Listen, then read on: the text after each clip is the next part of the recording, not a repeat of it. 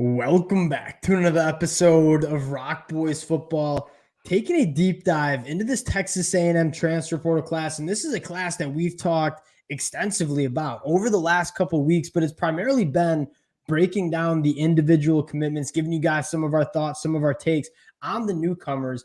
I want to take more of a bird's eye approach into what Mike Elko has done with this transfer portal class and how it impacts this Texas A&M roster heading into 2024. Now, my overarching thoughts. One, this was a very calculated last couple of weeks for Mike Elko and Texas A&M. I think they took their time. I think they looked at the current roster that Texas A&M had. I think they watched that bowl game against Oklahoma State and then started evaluating guys in the portal. And then you started to see them pounce and the commitment started to roll in. And I think my number one takeaway is that this wasn't the flashiest class, but you didn't hire Mike Elko to be a flashy head coach.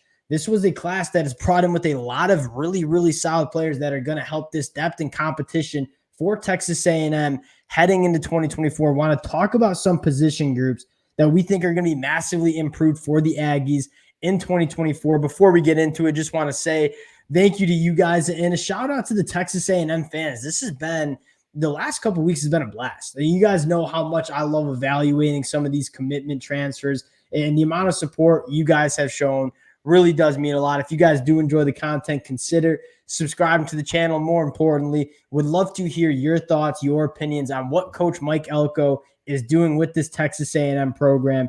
Dill, I'm going to give you the tee box. Overarching thoughts on Mike Elko and what he's done in the transfer portal thus far. I think the biggest kind of thing I thought was different than a lot of these other coaches who've kind of taken over jobs is he's done a better job to me of blending what he had on this roster and some of the young talent that they had, especially like on defense. You'd think of guys like Shamar Stewart, Torian York, DJ Hicks, like guys from that front seven, they look like they're going to be studs. It's not like he totally made sweeping changes. He brought some really good players in, Howell, Scorton, guys who look really good, Scooby Williams. But then on the other hand, in the areas where they needed to pretty much overhaul it, he did it. You look at that secondary room, that's probably where the most talent is from this portal class. It's that room, and it needed to be because you kind of looked, like they were going to lose a ton of guys, obviously, for portal, draft, all of that. But also in that Oklahoma State game, you kind of didn't see that young core totally ready to play, I don't think. Dynamite. And you hit the nail right on the head in terms of my thoughts on what Mike Elko has done. As I said, he took a deep look at what Texas A&M had. He sure as heck watched that bowl game against Oklahoma State and said, all right, where does this roster need to improve heading into 2024? Now, the good thing for new head coaches, you got the transfer portal. You can overhaul this roster at certain positions like that going into your first year. And Mike Elko, the secondary is his baby. He is a phenomenal evaluator of talent in that secondary room through the transfer portal, did a phenomenal job at Duke doing that. And you saw him get to work revamping the secondary. And I want to focus in on two players. And there's some guys, Jaden Hill, Radcliffe coming over from San Diego State, who I think are very good football players. Two guys I want to hone in on. Again, there's 21 transfers, so you guys don't want to hear us just talk about all of them. Donovan Sanders, Will Lee. These are two guys that I think Mike Elko saw and said, those are two really good football players right now. I can make them great. Right? Both 6'3", very good frames, extremely smooth movers for their size. They look like all SEC cornerbacks, and Mike Elko is going to get them coached up. Donovan Sanders, Will Lee, I don't think it'd be surprising in the least. You talk about next November, talking about these guys being all SEC cornerbacks because they certainly have the traits to do so, and you got Mike Elko, one of the better player developers in all the country, getting to work with them. I mean, you saw how good that secondary was against really good units. I mean, teams like Florida State and some of those teams like Clemson that had weapons that could attack teams. I mean, they really just never gave up big plays, it felt like. Duke, 100%.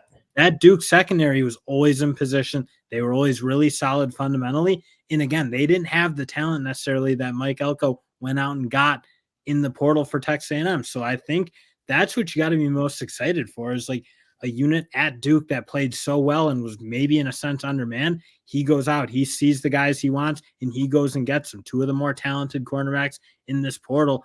Really excited to see what he does with them. Specifically, and I think you made a great point, Duke had a phenomenal secondary, but it was built on a lot of guys from the transfer portal. I think that speaks to two things. One, obviously, Mike Elko, the player development side, and you guys are probably sick and tired of me here saying player development, but it is what Mike Elko does best. But more importantly, his evaluation of the guys in the portal. I mean, Mike Elko hit on every single guy that he brought in that secondary room for Duke, and you think he's going to do the same thing. And at a certain point, like, it's a numbers game because Donovan Sanders, Will Lee, they both have trades. Those are the two guys that I'm most excited for. But you continue to scroll up, a guy like Jaden Hill, a guy like BJ Mays. I mean, this is a group that is completely retooled, and it's really hard to see this Texas A&M secondary kind of coming out and not being good in 2024. Dill, I'll let you get the next word here. What other position group you want to go to here? I mean, what I like about just kind of rounding out what this defense did is this front seven. I don't think it was that complete overhaul. No, you didn't need to. It was, and I 100%. I mean, you're returning a guy in Shamar Stewart, who I was stunned they kind of got back. It felt like when Jimbo Fisher first left, you're like, oh, he's going to be one of those guys who's probably going to be looking to get out. Nope, sticking around, and he's one of those. I thought he played really hard in the bowl game, really well in the bowl game. You saw that explosiveness, that power in his hands to put offensive tackles on skates. And then another guy I want to shout out, who, again, I don't think really played a whole lot till the bowl game, but Gabriel Brownlow-Dindy. Yes. Awesome. Like, I think that, like, he's got a few, like, you don't want to go bring a guys in to, like, try to replace him necessarily because he looks like he's going to be a stud.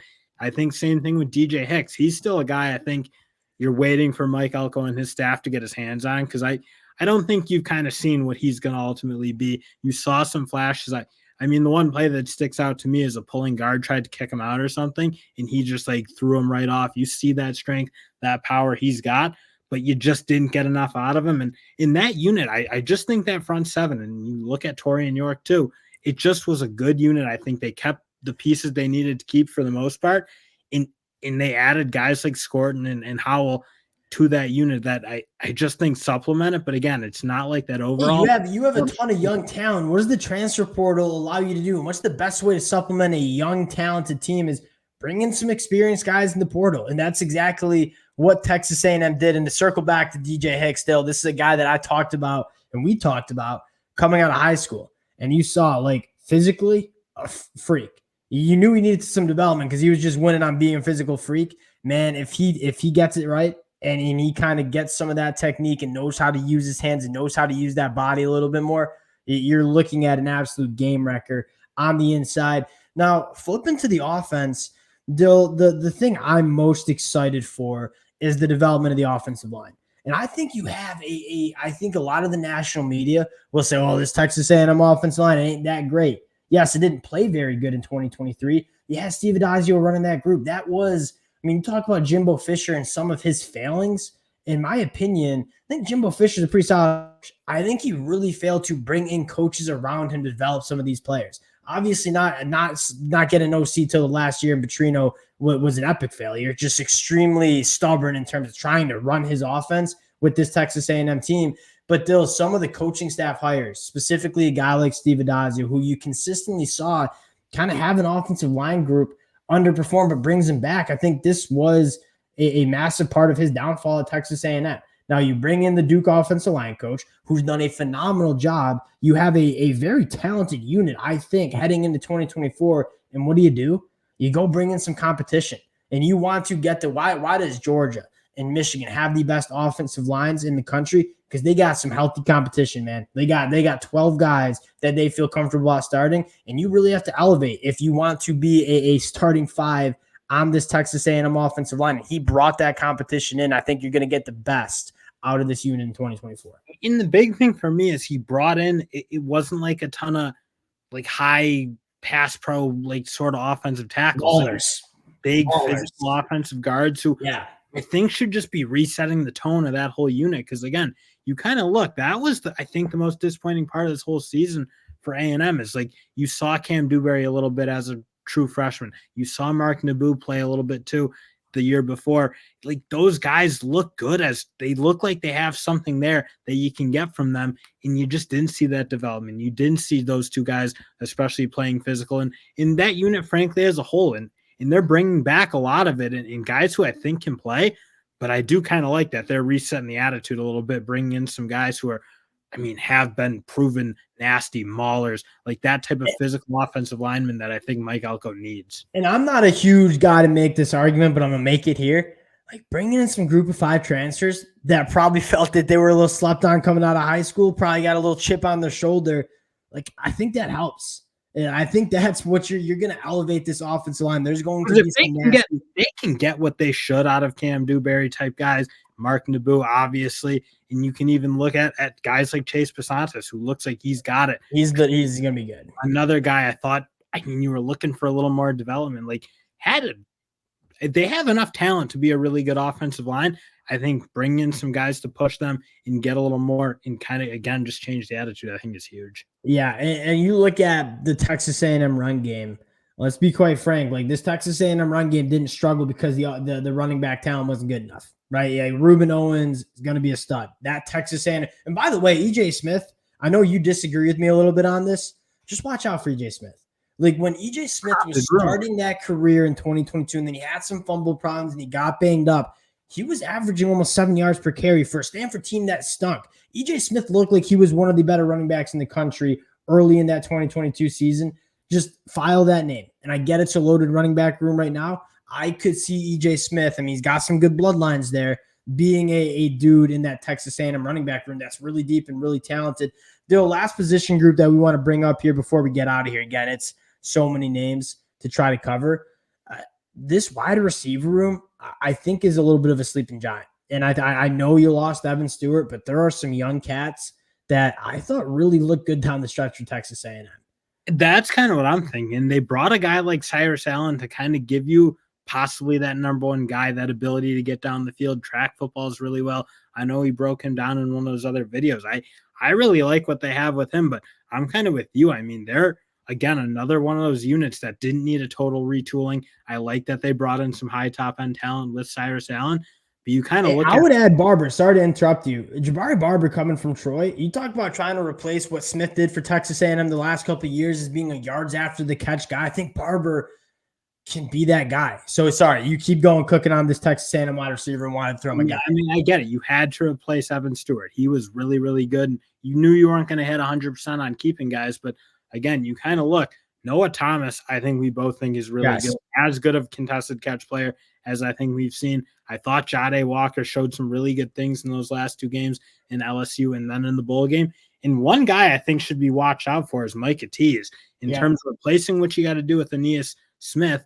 I mean, that ability to work out of the slot, kind of come, maybe work underneath and do some of those things with the ball in his hands after the catch. I thought he showed some of those bones of what he can do in that bowl game. And that's, again, which you kind of, it goes on a similar theme. I don't think that wide receiver room needed a total retool. I think they brought in that top end guy, or a couple of those top end guys, let's say in Barber and Cyrus. But otherwise, it just didn't need, you didn't need to like redo it. You didn't need it. Same conversation you have with the offensive line. You got a lot of young talent. What's the best way to supplement that young talent? Go bring in some experienced guys from the group of 5 level that played a lot of good football, are experienced at the college football level. Let's go to battle. Let's get that competition. Let's get the best 3, 4, 5 wide receivers out on the field. Dill, again, to round it out, like, this isn't flashy. The Texas A&M fans who've been following it probably know this is a good unit or a good transfer portal class. I think a lot of the national media will be focusing on Ole Miss. And yeah, they've made some flashy yards. I'm a big fan of what Ole Miss did, but don't forget about Mike Elko. One, elite talent evaluator, elite player developer. I think you're going to see an improved roster for Texas A&M in 2020. And a guy who knows how to build a team. It's not all about like trying to, again, if the rumors are true about Jimbo Fisher trying to beat the 24/7 ranking, I get it. I don't think that's true, but obviously, you think Mike Elko gives a damn about 24/7 sport? Mike Elko, team builder. Yeah, and know who else did is Jim Harbaugh. Like, you saw Jim Harbaugh going off for a kid who had no stars out of Pennsylvania. It's like Mike Elko, similar mentality. He doesn't care what 24/7 Sports says. He's gonna go get the guys that he thinks makes this roster good. And hey, now that's not to say he's not going to get his 5 stars, because he's going to get his Texas A&M. But he's going to do a better job of building a team as a holistic unit rather than just trying to compile a ton of talent and see what goes. I mean, ultimately, that's what Duke was. That's what Texas A&M. I don't see how he's going to be able to change the spots, if you will. That's what I think they're going to try to do. They're just going to have a little bit more of a war chest to go bring in big, like when he wants a big dog, he'll get the big dog. The boys are fired up. Like, again, really excited about what Mike Elko can do in College Station. Appreciate all the Texas A&M fans rocking with the boys again. If you guys do enjoy the content, consider subscribing to the channel, and we'll talk to y'all later.